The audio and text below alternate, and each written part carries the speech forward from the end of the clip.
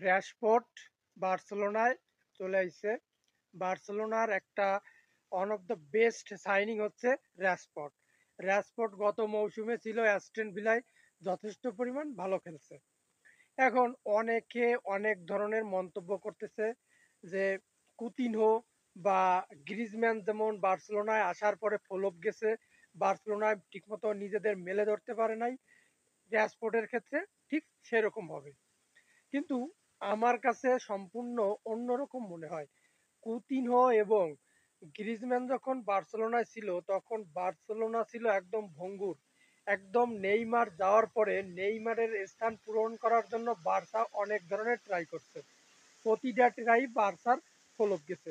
কিন্তু বার্সায় বর্তমানে Hansi Flick আছে এবং হ্যান্সি ফ্লিক সে মানে খুঁজে খুঁজে রত্নগুলো কি করে বের করতে হয় এই বুদ্ধি তার আছে। কখন কাকে কোথায় কিভাবে প্রয়োগ করতে হয় বা ব্যবহার করতে হয় সে খুব ভালো করে জানে।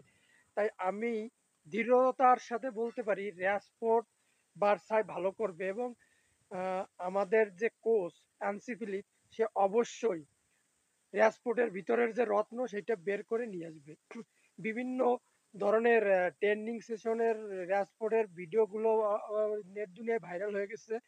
প্রতিটা ভিডিওতে র‍্যাশফোর্ডকে একটা অন্যরকম মুডে লাগতেছে। মনে হয় খুবই খুশি সে বার্সেলোনায় আসতে পারা। তার ড্রিম পূর্ণ হয়েছে এবং সে 100% দেওয়ার জন্য পুরোপুরি প্রস্তুত। দেখেন লামিল ইয়ামাল, তারপরে এইদিকে আছে ডানি অলমো, উল্টো দিকে আছে রাফিনা। বার্সার যে অ্যাটাক এইখানে আপনার লেমনডস্কি বুড়া হয়ে গেছে, বয়স হয়ে গেছে। ওর রিপ্লেসে একজন ভালো একজন স্ট্রাইকার দরকার ছিল। আর র‍্যাশফোর্ডের থেকে ভালো কোনো অপশন হতে পারে না। কারণ ও উইঙ্গারেও খেলতে পারে, মেইন স্ট্রাইকারও খেলতে পারে। সব মিলাইয়া বার্সেলোনার এই মৌসুমের সবথেকে সেরা ত্রুপের তাসই হবে এই র‍্যাশফোর্ড।